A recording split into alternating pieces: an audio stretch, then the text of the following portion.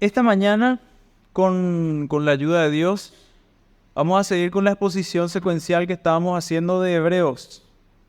Y como introducción, en los capítulos anteriores habíamos visto que Jesús es la revelación final del Padre, superior a los profetas, y por su naturaleza divina y posición real es superior a los ángeles.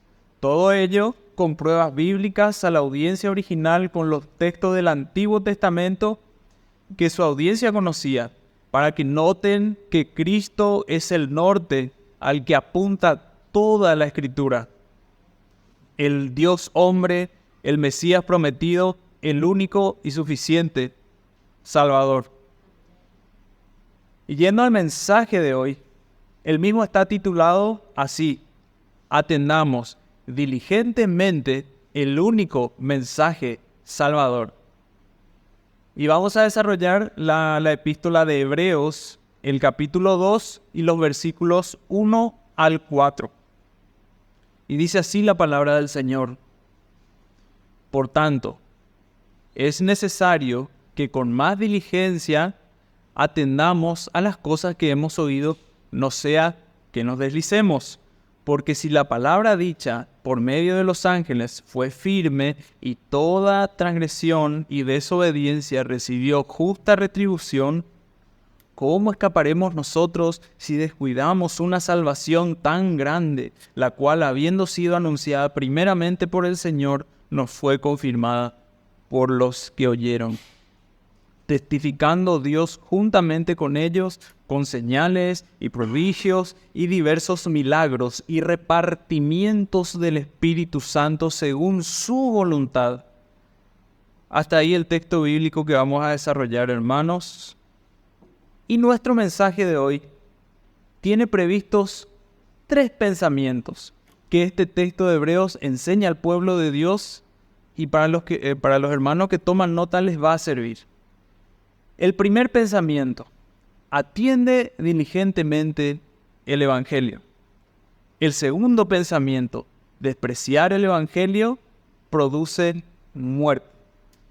Y el tercer pensamiento: el Evangelio es el único mensaje salvador.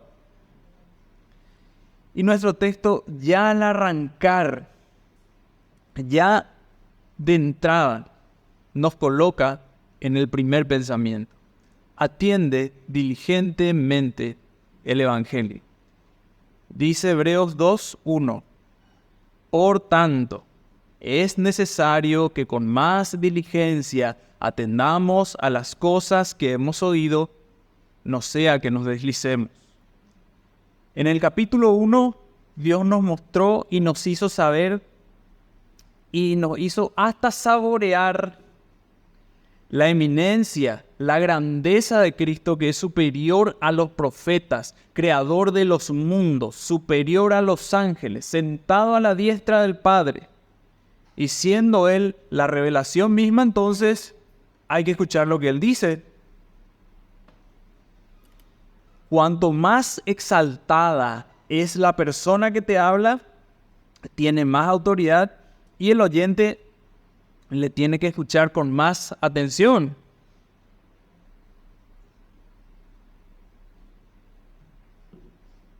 Ese mismo versículo: es necesario que con más diligencia atendamos a las cosas que hemos oído, en otra versión queda así: es así entonces que estamos obligados a escuchar con mayor atención lo que se nos ha dicho, por temor a desviarnos del rumbo.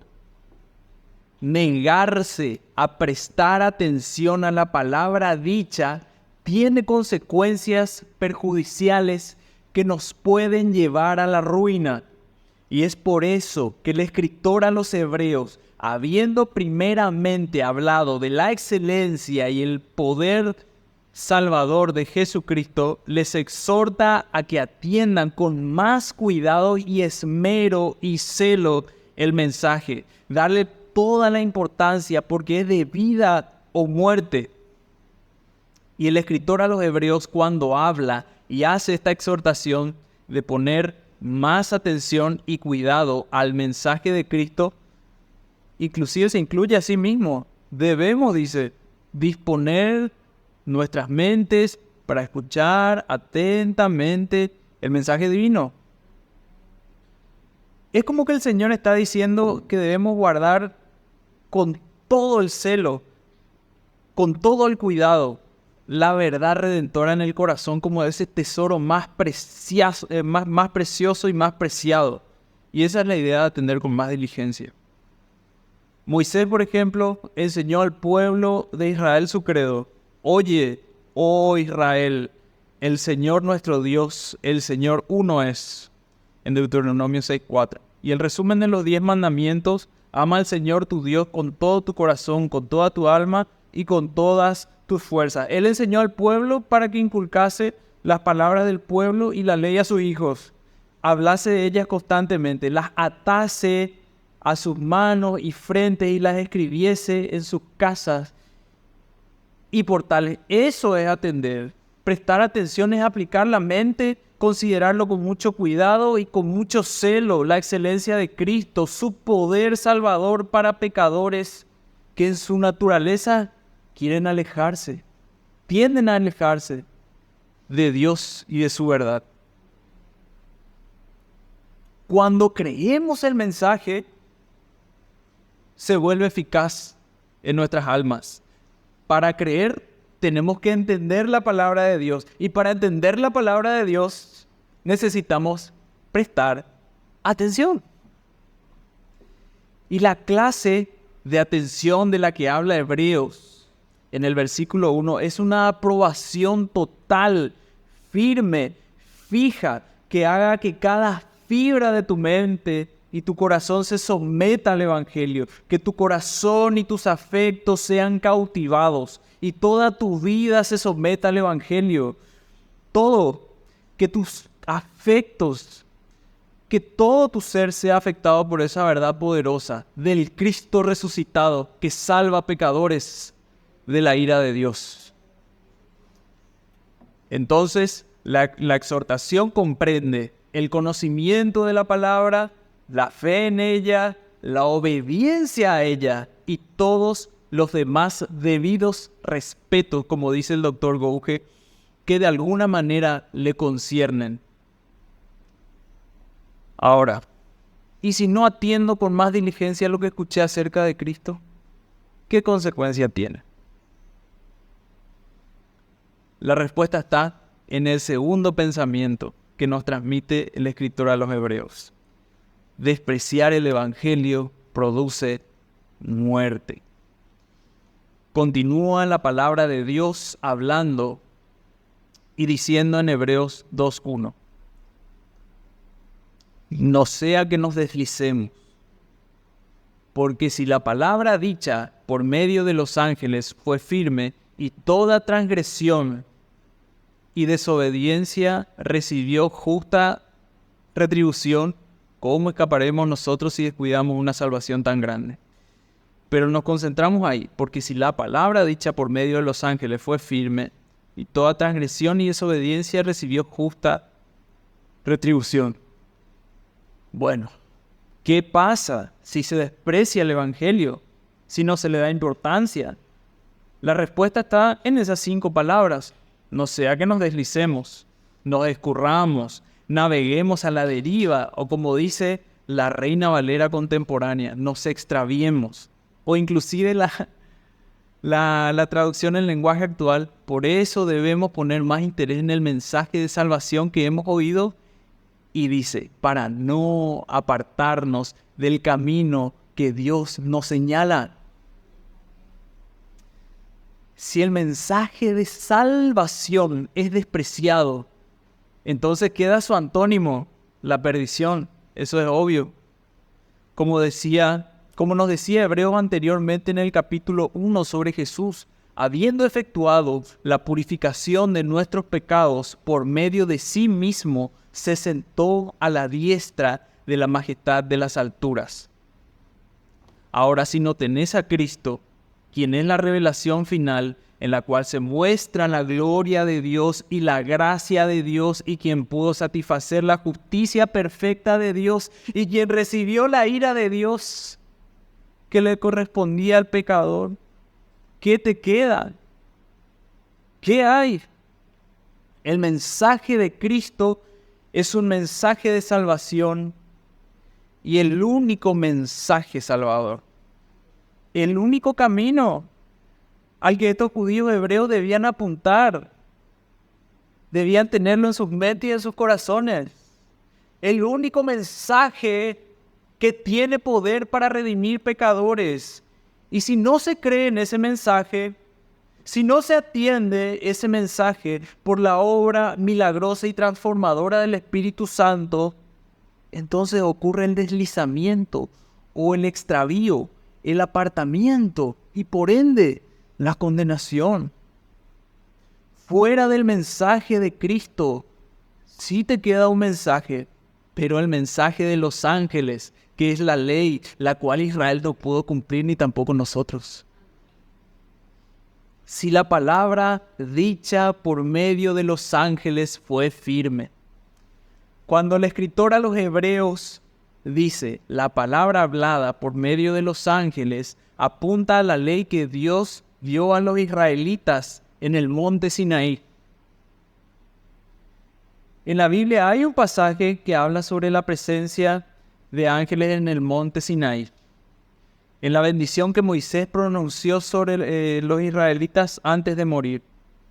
Dice en Deuteronomio 33:2, Jehová vino de Sinaí y de Seir les esclareció, resplandeció desde el monte de Parán. Y vino de entre 10 millares de santos con la ley de fuego en su mano derecha. O en la versión Nueva Biblia Viva. El Señor vino a nosotros en el monte Sinaí, apareció desde el monte Seir, resplandeció desde el monte Parán, rodeado por 10 millares de ángeles y con fuego flameante en su mano derecha. Esteban, en su discurso ante el Sanedrín, en el famoso pasaje que conocemos como la defensa de Esteban, él habló de eso al decir en Hechos capítulo 7:35 en adelante, a este Moisés, a quien habían rechazado diciendo, ¿quién te ha puesto por gobernante y juez? A este lo envió Dios como gobernante y libertador por mano del ángel que se le apareció en la zarza. Este lo sacó, habiendo hecho prodigios y señales en la tierra de Egipto y en el Mar Rojo y en el desierto por 40 años. Este Moisés es el que dijo a los hijos de Israel, profeta, os levantará el Señor vuestro Dios de entre vuestros hermanos como a mí. A él oiréis. Y en el versículo 38, presta atención, este es aquel Moisés que estuvo en la congregación en el desierto con el ángel que le hablaba en el monte Sinaí.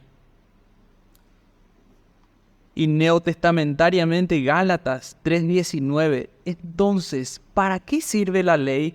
Fue añadida a causa de las transgresiones hasta que viniese la simiente a quien fue hecha la promesa y fue ordenada por medio de ángeles en mano de un mediador o por conducto de Moisés.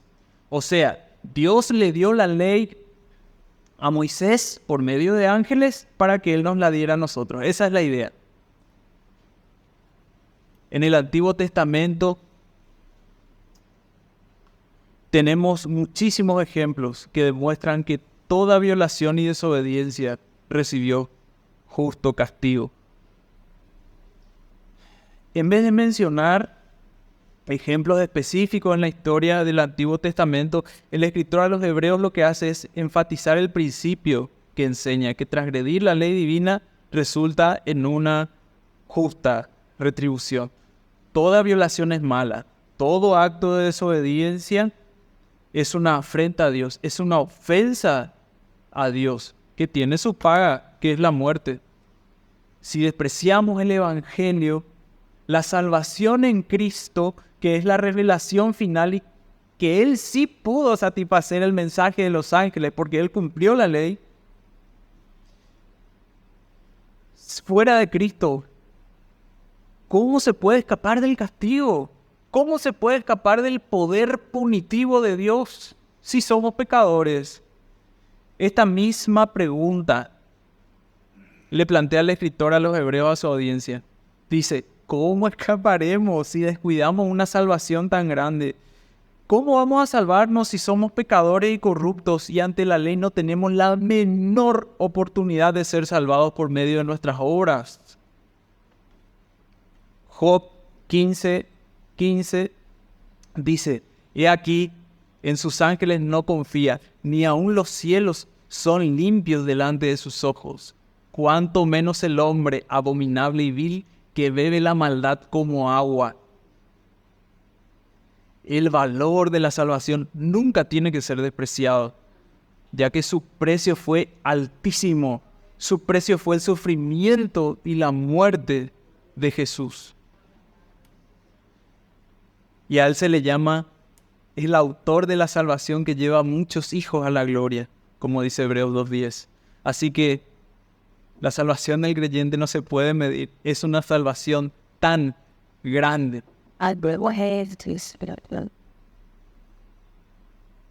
Y así, como nos enseña el versículo 2, el mensaje del Antiguo Testamento no pudo ni puede ser violado sin sufrir las consecuencias. ¿Cuánto más entonces debiéramos nosotros atesorar esta salvación? Si llegamos a desatender el mensaje respecto a nuestra redención, es imposible escapar de la ira de Dios y el castigo. Cuanto más precioso es el regalo, mayor es el castigo si no se le tiene en cuenta.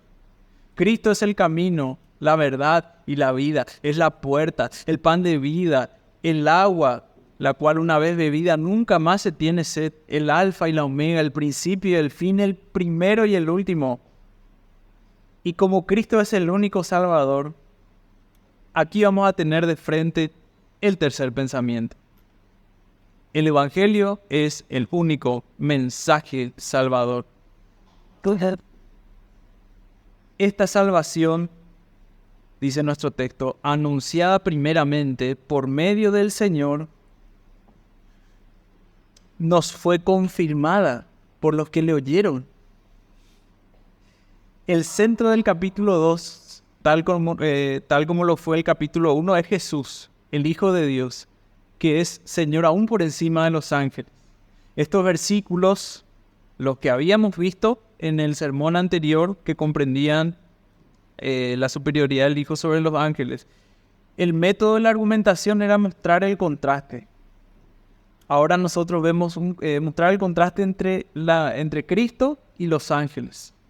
Entre Cristo el Rey y los ángeles que son ministros. Ahora es mostrar el contraste que hay entre los ángeles que transmitieron la ley y Cristo que proclamó el Evangelio. Los ángeles sirvieron de mensajeros cuando estuvieron presentes en el monte Sinaí. Pero el Señor ha venido con el mensaje de salvación que Él mismo proclamó y que sus seguidores confirmaron por medio de la palabra hablada y escrita. En otras palabras, la ley de Dios le llegó a los israelitas por medio de los ángeles desde el monte Sinaí. El Evangelio fue proclamado por el Señor. En este versículo, esta salvación anunciada primeramente por medio del Señor nos fue confirmada por los que le oyeron. El énfasis está en la persona de nuestro Señor Jesucristo, siendo su palabra cierta y fiel. Es verdad que los ángeles trajeron el mensaje, mientras que Jesús trajo salvación. Juan 1:17 dice que la ley por medio de Moisés fue dada, pero la gracia y la verdad vinieron por medio de Jesucristo. El Antiguo y Nuevo Testamento son la revelación escrita de Dios para el hombre, pero la plenitud de la redención se manifiesta en el Nuevo. Jesús, derivado del nombre Josué, que es salvación, fue el primero en proclamar las riquezas de la salvación en toda su plenitud.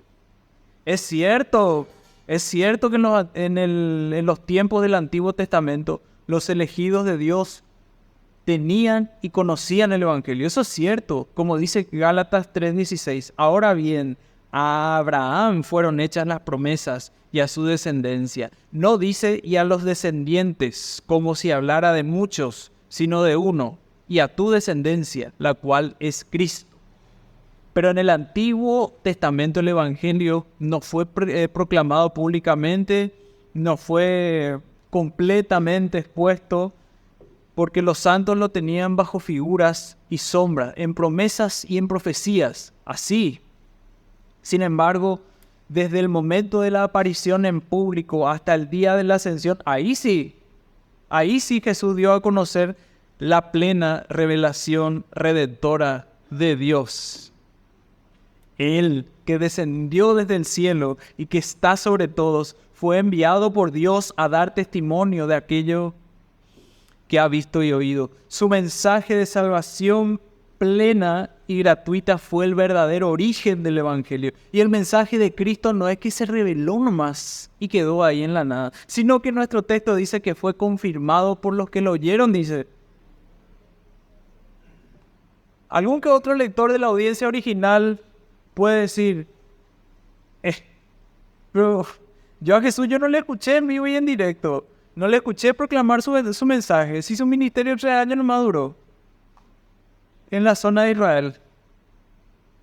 El escritor a los Hebreos defiende de una manera magistral diciendo que el Señor mismo, que Jesús mismo fue el primero en comunicar el mensaje de salvación y después los que oyeron ese mensaje nos confirmaron que era verdad.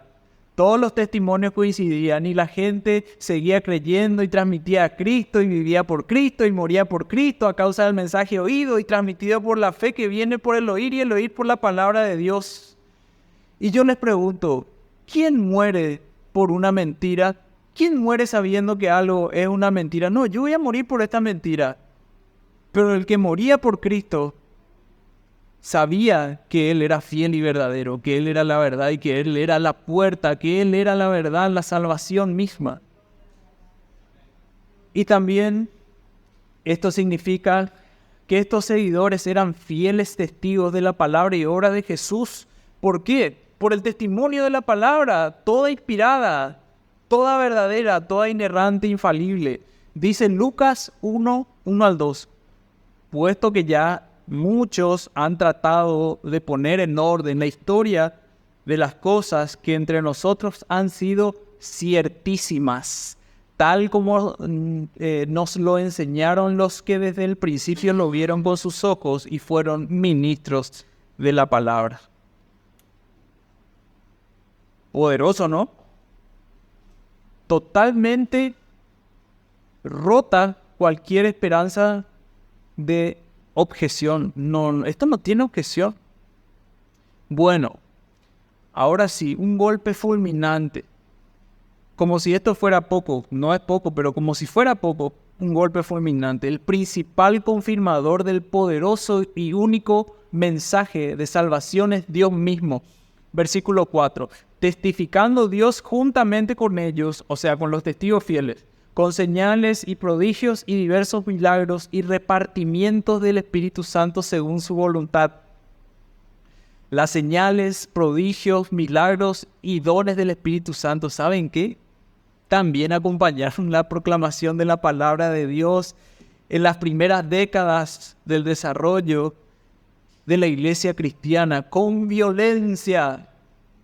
El Señor acompañó la proclamación de su palabra. El libro de Hechos está repleto de vívidos ejemplos de esos milagros. Pedro sanó al cojo que se sentaba a la puerta del templo llamada La Hermosa. Reprendió a Ananías y Zafira. Restauró a un paralítico que no podía levantarse de su lecho y resucitó a Dorcas de los muertos. Lea el libro de Hechos y vea si Dios no confirmó su palabra y el poder de su evangelio con señales y prodigios. Y la expresión señales y prodigios figura 9 veces y en el Nuevo Testamento figura 12 veces. 9 de las 12 veces. Es evidente que el Señor algo está comunicando ahí. Además, la frase aparece en los primeros 15 capítulos de Hechos que relatan el primer crecimiento y la expansión de la iglesia. Y la iglesia que es la columna y baluarte de la verdad. ¿Y sobre quién se edifica la iglesia? Sobre Cristo.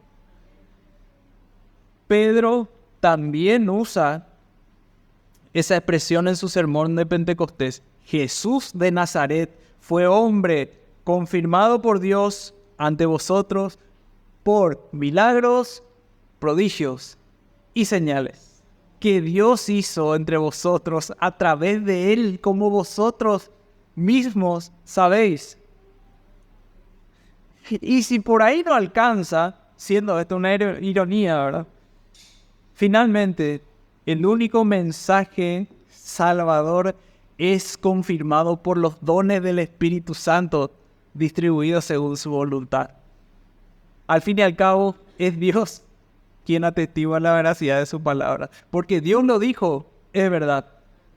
Si interpretamos que las palabras según su voluntad abarcan las señales, prodigios y milagros, entonces Dios mismo es el agente que usa esos poderes divinos con el expreso propósito de sellar la verdad del Evangelio.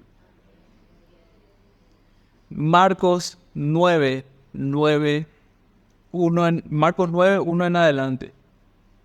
También les dijo, de cierto os digo que hay algunos de los que están aquí que no gustarán la muerte hasta que hayan visto el reino de Dios venido con poder. 6 días después, Jesús tomó a Pedro, a Jacobo y a Juan y los llevó aparte solos a un monte alto y se transfiguró delante de ellos. Y sus vestidos se volvieron resplandecientes, muy blancos como la nieve, tanto que ningún lavador en la tierra los puede hacer tan blancos. Y les apareció Elías con Moisés, que hablaban con Jesús. Entonces Pedro dijo a Jesús, Maestro, bueno es para nosotros que estemos aquí y hagamos 3 enramadas, una para ti, otra para Moisés y otra para Elías, porque no sabía lo que hablaba, pues estaban espantados. Entonces vino una nube que les hizo sombra, y desde la nube una voz que decía, Este es mi Hijo amado, a él oíd. Y luego, cuando miraron, no vieron a nadie consigo, sino solo a Jesús, solo. La misma nube que descendió sobre el Sinaí, esa misma nube que cubrió el tabernáculo, que cubrió el templo en el Antiguo Testamento, envolvió a los discípulos esa noche. Y desde la nube ellos escucharon al Padre señalando a Jesús como su Hijo amado y su revelación final. Escuchen a Él, porque aún Moisés y Elías testificaban acerca de Él. ¿Y qué cuando la nube desapareció? ¿Qué pasó ahí? Ya Moisés y Elías no estaban allí, porque en ningún otro hay salvación. Nadie puede ser salvo guardando la ley, y así que Moisés desapareció. Y la única función de los profetas es señalar a los hombres hacia Jesús, así que Elías también desapareció. Solo importaba Jesús. Él era el único que tenía que estar allí, porque en ningún otro hay salvación. No hay otro nombre debajo del cielo dado a los hombres por el cual podamos ser salvos. Ahora, hermanos, esta palabra ha sido expuesta, esta palabra ha sido explicada. ¿Y qué enseñanzas podemos recoger para nuestra vida? ¿Qué aplicaciones podemos dar para nuestra vida diaria, para nuestra fe en Cristo? Una exhortación: atendé con más diligencia a la palabra para no deslizarte. Atendé cómo está tu cercanía hacia la palabra de Dios en dependencia del Espíritu Santo. ¿Estás diariamente atendiendo con más diligencia las cosas que oíste? El enfriamiento y el deslizamiento, eso es de a poco. Hoy leo un poco menos, o voy a ver tele, qué sé yo, después ya tengo sueño, estoy cansado, trabajé mucho, mañana será otro día. Bueno, y al otro día ocurre, no tengo mucho trabajo, salgo luego rápido, después ya llego a mi casa cansado, y si leo un versículo que bueno, y si no leo, bueno, seguramente ya alguien se va a encargar el domingo de predicar la palabra. No, eso va a peligrar tu alma. El pecado es un agente demasiado engañoso y te va a atacar a traición. Te hace bajar la guardia, como que todo está bien. Da lo mismo si lees o no lees. Y cuando menos te diste cuenta, ahí te tiró ya por el piso. Es como relajarse y creer que saliste de la costa a unos metros, pero ya te alejaste kilómetros del lugar seguro. Repetidamente, el escritor a los hebreos te dijo que no debes apartarte del Dios vivo. Si es que leíste ya la epístola de los hebreos, en el capítulo 3:12, y dice que horrenda cosa es caer en manos del Dios vivo, porque nuestro Dios es fuego consumidor. Si te alejas del Evangelio, si desprecias su verdad, ¿qué te espera? Solamente caer en los brazos de Dios, pero como juicio para destrucción. El descuidar la palabra de Dios no parece ser la gran cosa, pero por la palabra de Dios sabemos que descuidar su palabra es una ofensa muy seria. Porque es despreciarle a Dios mismo, despreciar su palabra, despreciar la persona de Cristo. ¿Por qué no estudiar? ¿Por qué no leer acerca de la salvación tan grande? ¿Por qué no atesorar en mi corazón la persona de Cristo? Si es mi única fuente de salvación. Al habernos dado Dios su revelación total en el Antiguo y Nuevo Testamento, es imposible para nosotros escapar de las consecuencias de la desobediencia o de la negligencia. Si el fuego del Evangelio se va apagando en tu corazón, tu sensibilidad a las cosas de Dios se va a ir adormeciendo, tu interés por las cosas de Dios también, y es tan triste porque descuidar esta salvación tan grande da paso a todo tipo de ruinas de alcance eterno y también en esta vida. La obra del Señor es del Señor, sí. Él perfecciona la obra que empezó en tu corazón, sí. Pero las cosas ocultas son de Él, mas las reveladas son para nosotros. Y su palabra dice que si oyes hoy su voz, no endurezcas tu corazón, ni te duermas en los laureles. Busca a Cristo a la mañana y medita, buscarle a la tarde, buscarle a la noche, porque el diablo anda como león rugiente buscando a quien devorar. Y si te encuentra dormido, te va a devorar. Pero si te encuentras bien equipado, con todas las luces espirituales prendidas y con la espada de fuego de su palabra encendida, ahí corres menos riesgo. ¿Cuántas personas, hermano, puedo recordar que han dejado la fe? Es triste cuando un profesante abandona la fe y anda como sin esperanza ya por la vida, en total bancarrota espiritual y con la conciencia totalmente cauterizada. ¿Cómo escaparemos si descuidamos la única verdad salvadora? ¿A dónde vas a correr en el día de juicio si despreciaste la única puerta, el camino estrecho que lleva a la salvación? No hay salvación fuera de Cristo. No la hay. Y por otra parte, una consolación que encontramos en el Evangelio para encarar nuestra lucha diaria contra el pecado que nos hace retroceder de la fe. Aunque el pecado sigue siendo nuestro enemigo, ¿sabes qué, hermano? Ya dejó de ser nuestro rey. El pecado no puede enseñorearse nunca más de nosotros porque no estamos bajo la ley, sino bajo la gracia. En otras palabras, ahora contamos con todos los recursos que emanan de la gracia de Dios por causa de nuestra unión con Cristo, en su muerte, en su resurrección, de modo que ahora podemos obedecer a Dios no perfectamente, pero sí con sinceridad. Ahora tenemos la capacidad de hacer uso de los recursos de gracia que Dios ha puesto a nuestro alcance para que crezcamos en santidad, mortificando el pecado y cultivando las virtudes que nos hacen ser cada vez más semejantes a Cristo. ¿Qué debe hacer el creyente ante esta realidad tan gloriosa? Apropiarse de esta verdad por la fe. Así también vosotros, considerados muertos al pecado, pero vivos para Dios en Cristo Jesús. Si vos estás con Cristo, hermano, tu identidad ya fue cambiada. Tu identidad no es definida por los pecados de tu pasado, sino por la justicia y la obediencia de Cristo. Esa es la base por la cual ahora podemos cumplir con nuestras responsabilidades en nuestra búsqueda de esa santificación progresiva en dependencia del Espíritu de Dios y permaneciendo en comunión con Jesús. Recordad que el procurar la santidad no es ir detrás de una cosa, sino detrás de una persona. Nosotros no queremos meramente santidad, queremos al santo, en quien somos considerados santos y en quien estamos ahora siendo hechos santos. En virtud de esa unión con Cristo, ahora ¿sabes qué? Disfrutamos de comunión con Él. Aunque esa relación sí se ve afectada por nuestros pecados y nuestra falta de diligencia. Y nuestra relación con Cristo, hermano, puede ser más profunda cuando hacemos uso de los medios de gracia. Y te exhorto, úsalos. Lee la palabra, orá, vení a la iglesia, habla con los hermanos, empapate de Cristo.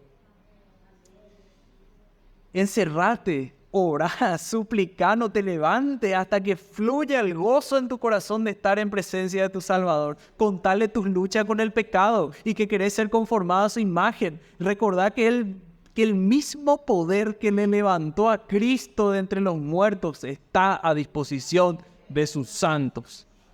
Ánimo, hermano, en Cristo. Amén.